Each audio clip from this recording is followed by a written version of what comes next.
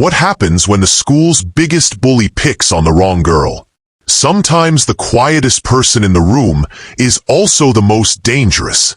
Sometimes the girl everyone ignores is the one who knows exactly how to fight back.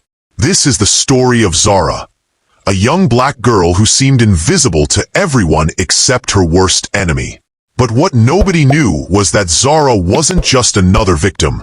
She was hiding something powerful, something that would change everything. A new beginning in Cleveland. The November wind cut through Cleveland like broken glass, and Zara Johnson pulled her worn coat tighter as she approached Lincoln High School for the first time. The imposing brick building loomed against the gray Ohio sky, its windows reflecting nothing but cold morning light. Students streamed through the entrance, chattering and laughing in groups that seemed to form naturally around invisible social boundaries. Zara adjusted her second-hand backpack and checked her phone one more time. 7:45 a.m. 15 minutes until first period. 15 minutes to find her locker, memorize the hallway layout, and figure out where she could eat lunch without drawing attention. This wasn't her first new school. In the past 3 years, she'd attended schools in Detroit, Atlanta, and now Cleveland, each time starting over. Each time hoping this would be the place where she could finally disappear into the background. Her mother's job with a non-profit organization meant constant relocations, chasing grants and funding opportunities across the Midwest and South. "Just keep your head down, baby," her mother had said that morning, adjusting Zara's natural hair with gentle fingers. "We've got a good feeling about Cleveland. This could be our permanent stop." Zara wanted to believe it.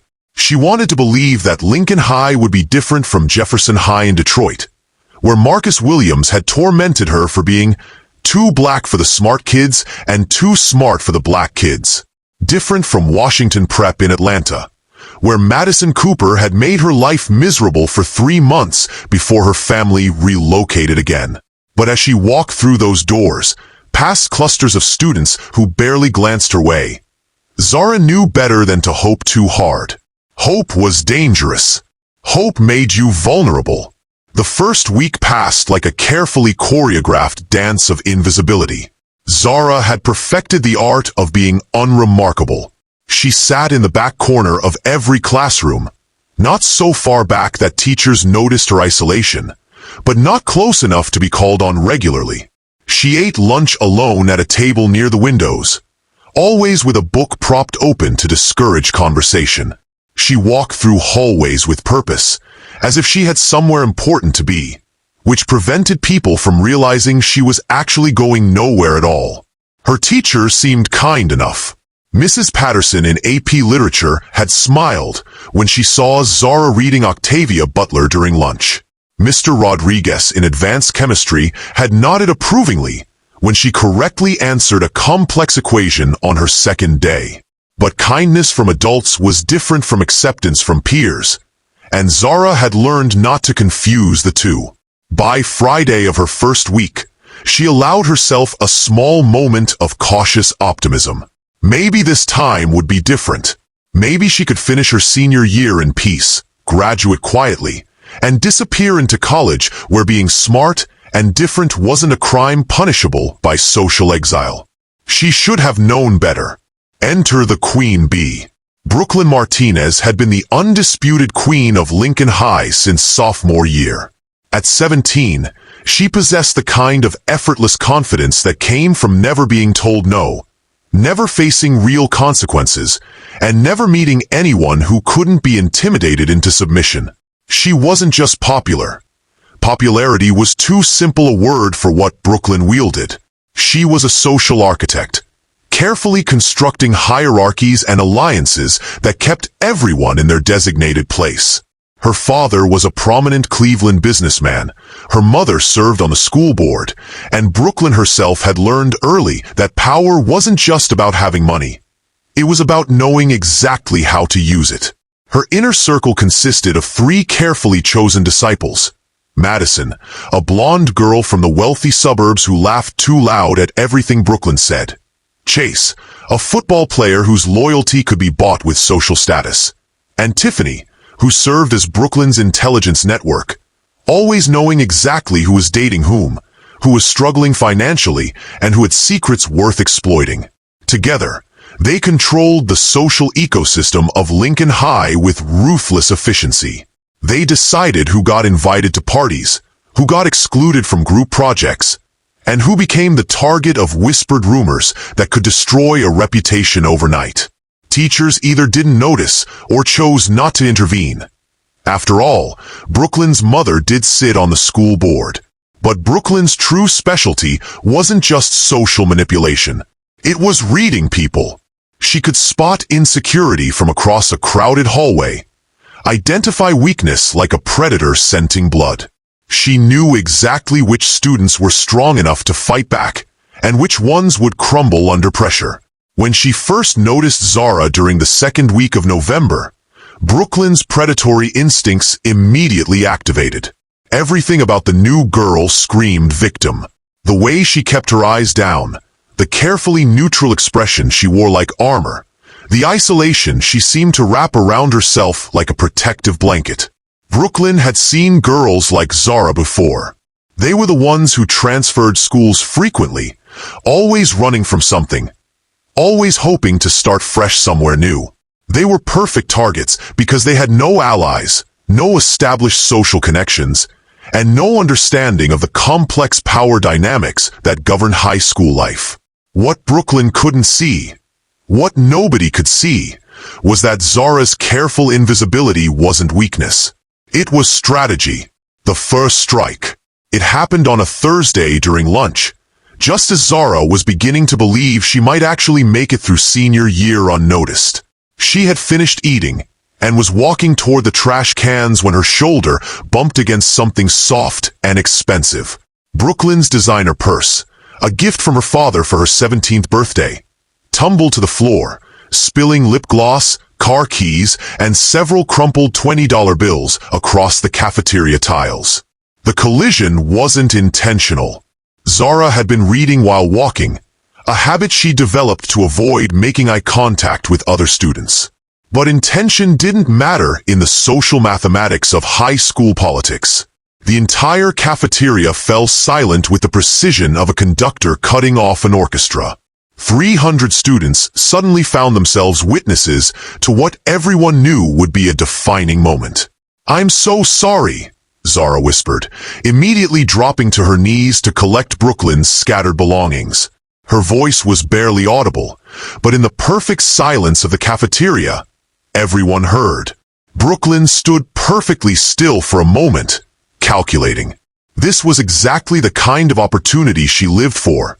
A public stage, a clear victim, and an audience hungry for drama.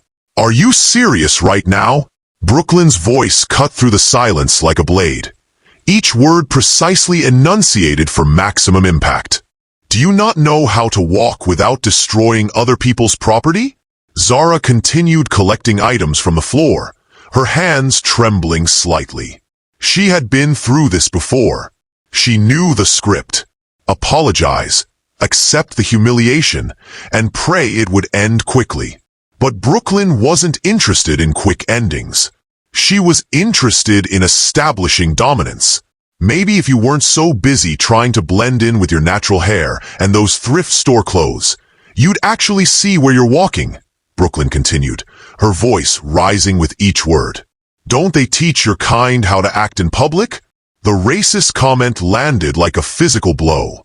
Several students gasped audibly. Others looked away, suddenly fascinated by their lunch trays. But nobody spoke up. Nobody ever did. Zara's hands stopped moving.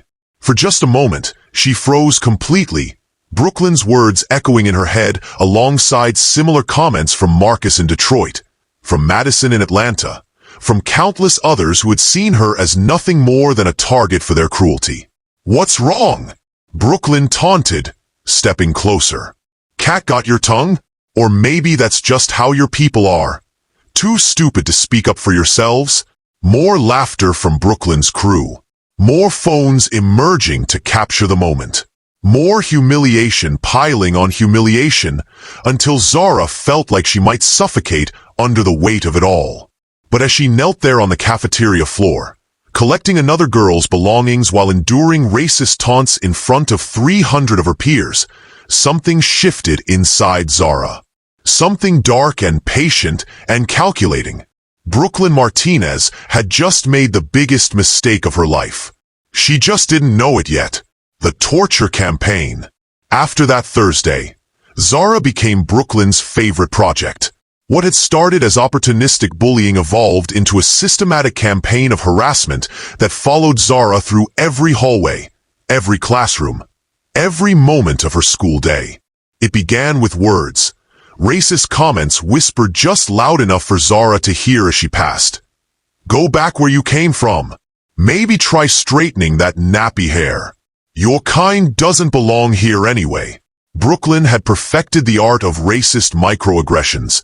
Comments that were cruel enough to wound, but subtle enough to give her plausible deniability if any adults overheard. Then came the physical harassment.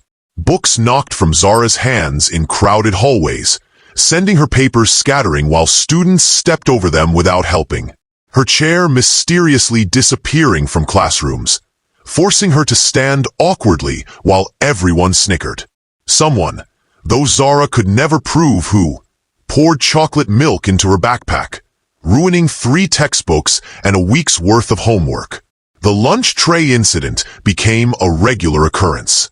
At least twice a week, Zara would find herself wearing her lunch thanks to an accidental collision with one of Brooklyn's crew members. She started bringing extra clothes to school, keeping them in her locker for the inevitable wardrobe changes. But the worst part wasn't the harassment itself. It was the complicity of everyone around her. Teachers who witnessed Brooklyn's behavior either didn't understand the racial undertones or actively chose to ignore them. Girls will be girls, Mrs. Henderson had said when Zara tentatively mentioned the bullying during office hours. High school drama always seems worse than it is. Students were even worse. They watched Brooklyn's daily torment of Zara like it was entertainment, some filming it for social media, others just grateful it wasn't happening to them. A few looked uncomfortable, but discomfort wasn't the same as action. Why don't you ever fight back? Ashley Martinez, no relation to Brooklyn, asked her one afternoon after a particularly brutal hallway encounter. Ashley sat behind Zara in AP Calculus and seemed genuinely curious rather than cruel. Zara just shrugged, gathering her scattered papers for the 3rd time that week. Because how could she explain? How could she tell Ashley that she wasn't scared of Brooklyn? She was scared of what would happen if she stopped pretending to be weak. She had come to Lincoln High to start over, to stay hidden, to keep her past buried in Detroit and Atlanta. But Brooklyn was making that impossible with every racist comment, every public humiliation, every reminder that some people would always see her as nothing more than a target. What Brooklyn didn't realize was that she wasn't breaking Zara down. She was building her up. Every cruel word, every humiliating prank, every moment of public harassment was adding fuel to a fire that had been burning quietly for 3 years across 3 different cities. And when that fire finally erupted, it would consume everything in its path. The final warning. The breaking point came on a Tuesday in early December. Snow had begun falling outside Lincoln High, and the hallways buzzed with pre-winter break energy. Students were distracted, teachers were tired, and Brooklyn was feeling particularly cruel. Zara was walking to her AP chemistry class when she noticed something taped to her back. The laughter started before she could reach around to remove it. Pointing, whispering, phone cameras clicking to capture her humiliation. Go back to Africa was written in large red letters across a piece of poster board that Brooklyn had somehow attached to Zara's jacket without her noticing. The racist message was impossible to ignore, impossible to explain away as teenage drama or harmless fun. It was pure, undiluted hatred, and everyone in the hallway could see it. Zara peeled the sign from her back with shaking hands while Brooklyn and her crew watched from across the hallway, not even trying to hide their involvement. Brooklyn's signature smirk was plastered across her face, the same expression she wore every time she successfully humiliated another student. But this time, instead of hurrying away with her head down, Zara looked up. She walked directly across the hallway until she was standing face to face with Brooklyn, the racist sign still crumpled in her hand. "You should stop," Zara said quietly, her voice carrying clearly in the suddenly silent hallway. "You have no idea what I'm capable of." For just a moment, Brooklyn's smirk faltered.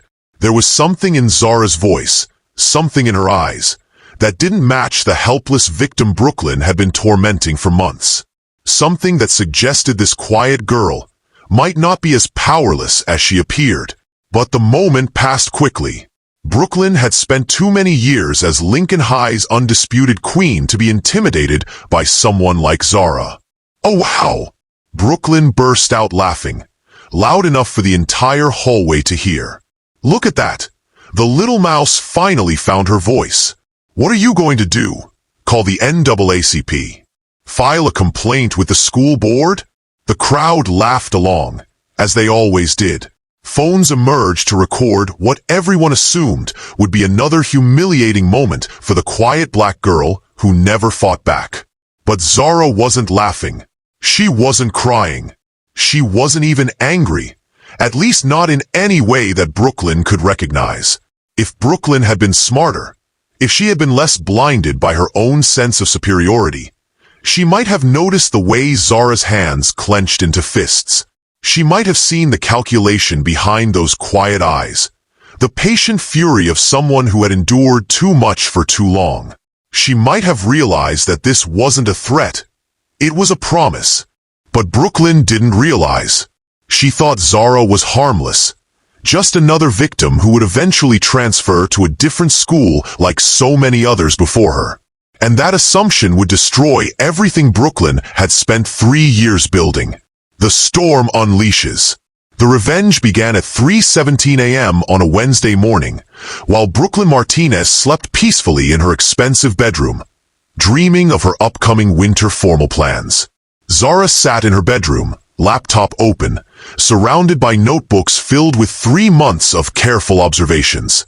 She had been preparing for this moment since that first day in the cafeteria, documenting every cruel comment, every public humiliation, every racist attack Brooklyn had launched.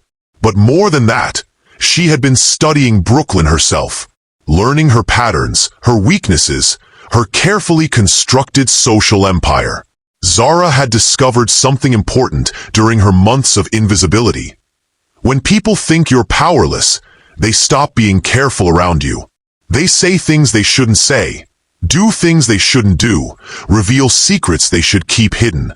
And Zara had been listening to everything. She knew about Brooklyn's fake charity fundraiser that had raised $3,000 for underprivileged kids. Money that had somehow ended up paying for Brooklyn's spring break trip to Cancun.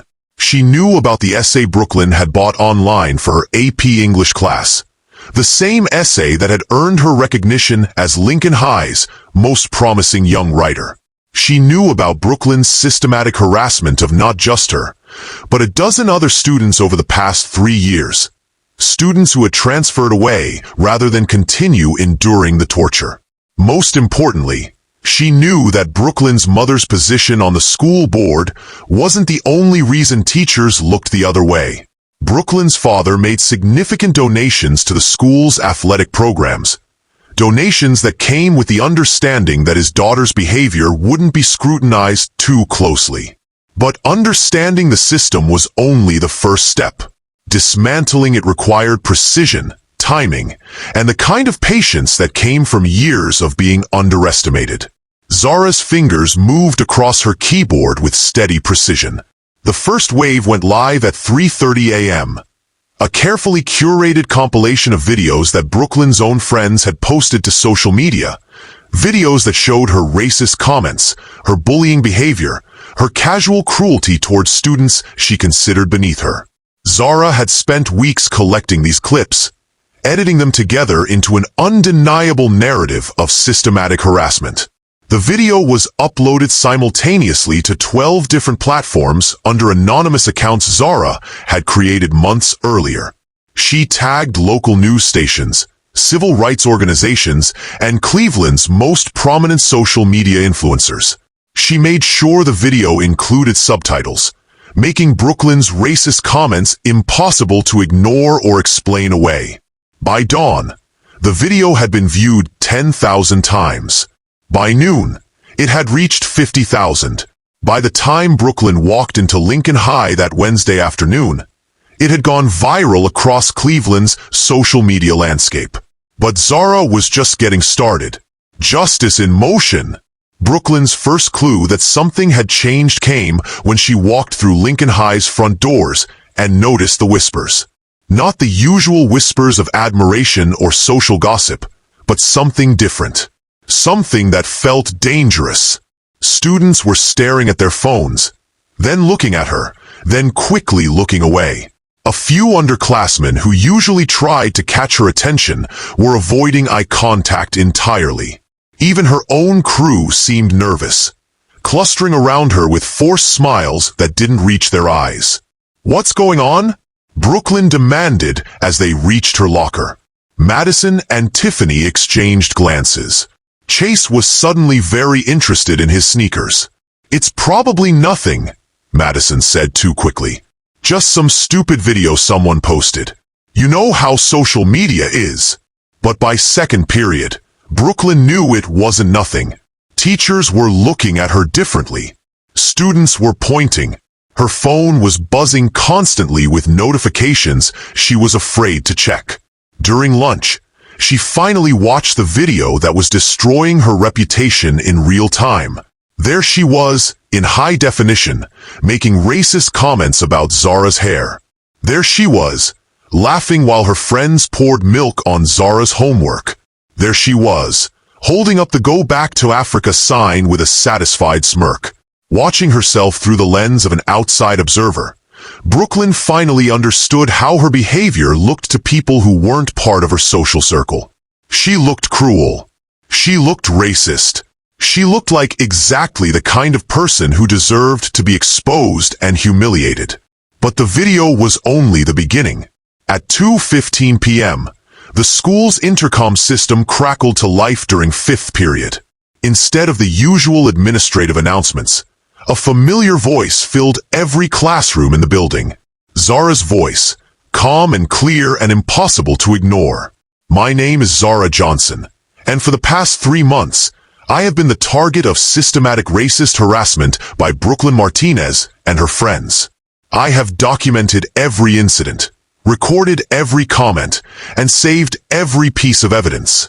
I tried to handle this quietly, through proper channels, but adults at this school have repeatedly failed to address the problem. So now I'm addressing it myself." In classrooms across Lincoln High, 300 students sat in stunned silence as Zara's voice continued. Brooklyn Martinez has spent 3 years making life miserable for students she considers beneath her. She has used racist language, engaged in systematic harassment, and created a culture of fear that has driven multiple students to transfer to other schools. She has done this with the implicit permission of adults who chose to look the other way rather than confront the daughter of wealthy donors. Teachers scrambled to turn off their classroom speakers, but the announcement was being broadcast through the school's main system, beyond their control. "I am not the first student Brooklyn has targeted, and I won't be the last unless something changes. The evidence of her behavior is now public. The choice of how to respond is yours." And with that, every screen in the school, classroom monitors, cafeteria displays, even the digital marquee visible from the street, lit up with a comprehensive documentation of Brooklyn Martinez's reign of terror. The reckoning. Brooklyn didn't come to school the next day, or the day after that. By Friday, rumors were flying through Lincoln High's hallways like wildfire. Some students claimed Brooklyn's parents had pulled her out in shame. Others whispered that she was too humiliated to show her face. A few suggested the Martinez family was already looking at private schools in other districts. The truth, Zara learned from overheard conversations, was more complex. Brooklyn's father's business was facing scrutiny after the video went viral. Clients didn't want to be associated with someone whose daughter was a documented racist. Brooklyn's mother had quietly resigned from the school board after other members called for her removal. The family's social standing in Cleveland's elite circles had crumbled overnight. Within 2 weeks, the Martinez family had relocated entirely, leaving Cleveland for a fresh start somewhere else. Zara sat at her usual lunch table, alone but no longer invisible. Students who had watched her harassment in silence for months now nodded respectfully when they passed her in hallways. A few had even apologized, awkward and ashamed, as if they finally understood their complicity in what had happened.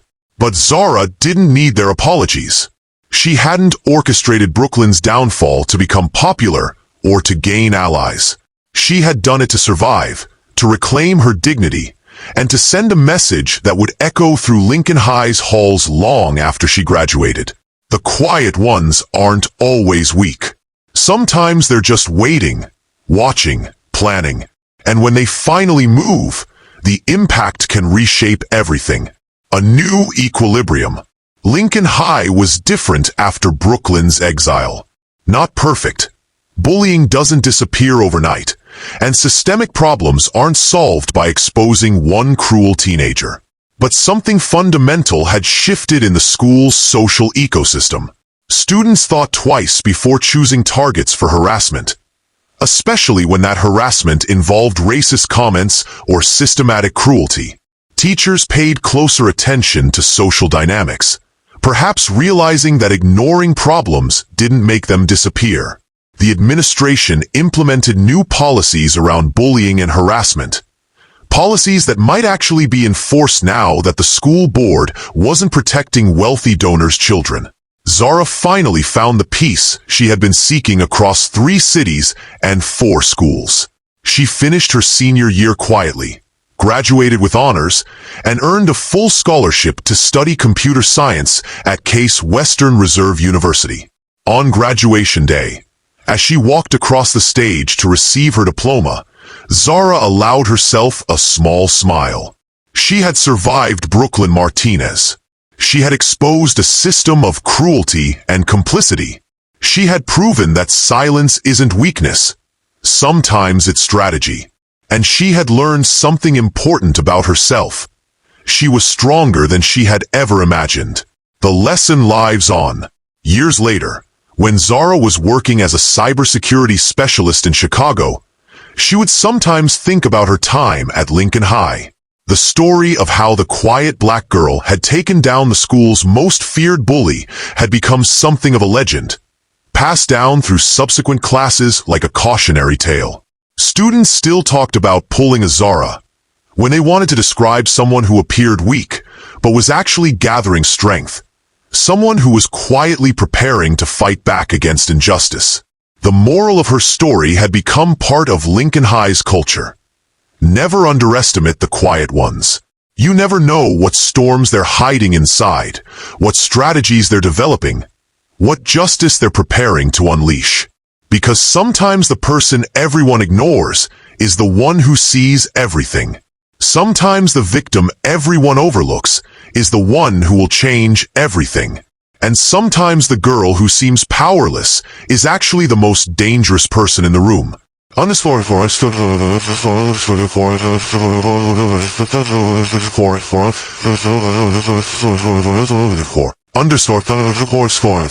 Have you ever been underestimated? Or have you underestimated someone else? The people we overlook are often the ones who end up changing everything. In a world that often rewards the loudest voices and the most aggressive personalities, we forget that true power sometimes moves quietly, patiently, and with devastating precision. Zara's story reminds us that strength comes in many forms. Justice doesn't always wear a cape. And the most profound changes often begin with the people who seem to have no power at all.